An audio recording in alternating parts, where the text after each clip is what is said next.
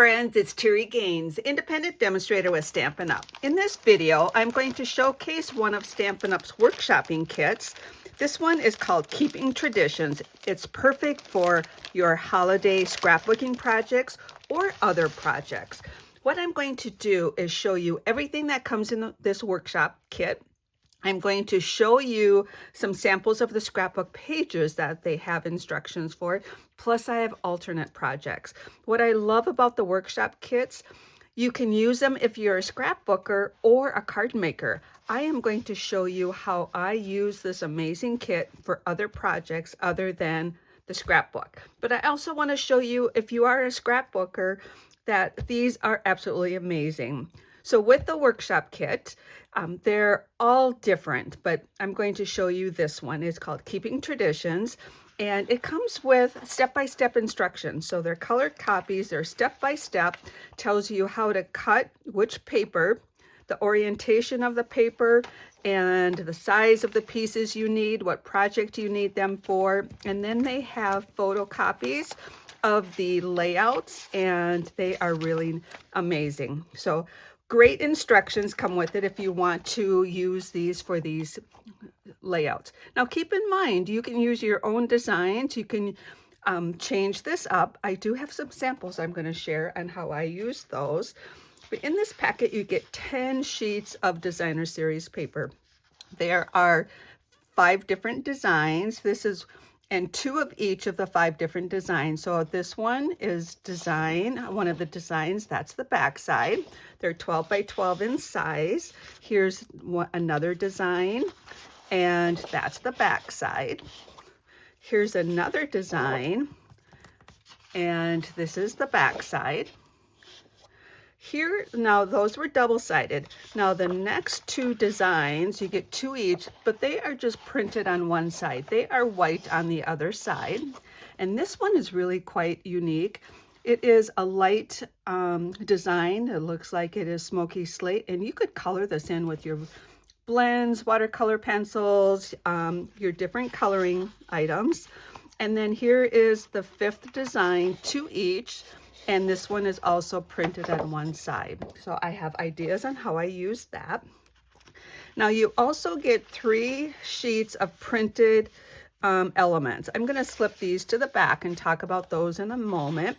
And you also get two-tone cardstock. Two-tone cardstock is the true color on one side, and the colors that are in this packet are Cherry Cobbler, Old Olive, Pool Party, Real Red, and Secret Sea, among a few others. But with two-tone cardstock, you have original color and a lighter version. So you have 1 sheet of the Cherry Cobbler, 1 sheet of the Pool Party, 1 12 by 12 sheet of the Old Olive, 2 of the Secret Sea. So that's the 5 different two-tone 12 by 12 cardstocks in the packet. Then you have 2 12 by 12 white willow, and those are in the packet. Now this is the 3 sheets of the printed images. One of the image sheets, this one, is die cut, but it's also an adhesive sheet. So there's adhesive behind all of these die cut elements. And then you have another 2 sheets. So this is the cardboard that's just protecting the package. And then these other 2 are all die cut, but they are not adhesive sheets. So you have elements here and elements here. So as I mentioned, one more thing I need to share with you. As you put your scrapbook pages together, they have placeholders to put your photos. So if you're doing these before you have your photos, I have some samples that I did. What I did was I looked at the layout to see what size photos I need, and then I took my digital copy and had them printed to be the appropriate size. But what I love about these, I'm going to use them for other projects. I am going to use the opposite side and use them to make some greeting cards, elements or layers for my greeting cards. So let me show you the scrapbook pages I created first. So as I mentioned, we have these amazing step-by-step instructions. So I created these using some old Christmas photos. I'm not a scrapbooker. I don't scrapbook very often, or hardly ever. But what I had was some older photos of my siblings and I when we were younger. So I documented those photos. And here's some photos of us a few years older. And then here is the scrapbook page number 2. And these are also photos of us, my older sister and next brother. I have 2 additional brothers that were in the other photos, so I have those. So I basically used those same step-by-step instructions and created these scrapbook. And I'm so glad I have these to document some photos of us at a younger age. Now, I also mentioned to you, you can use this packet for other things. So for this video, my plan was to share the projects, and my next videos will give you more details on how I created the project. So what I did was I used some of the two-tone cardstock. I'm going to open this one first, and used them for card bases. And I used that designer series paper that's only printed on one side and made a card holder. So I took the two-tone cardstock, made some card bases. I used the photo placeholders for my inside to stamp on, and some of my layering. So I'm going to give you more details on how I created these cards, but I have 6 cards in each of these card holders and some envelopes, and I will share how I created this card holder. So I used one 12 by 12 here, one 12 by 12 made these 3 card bases, another 12 by 12 created these 3 card bases.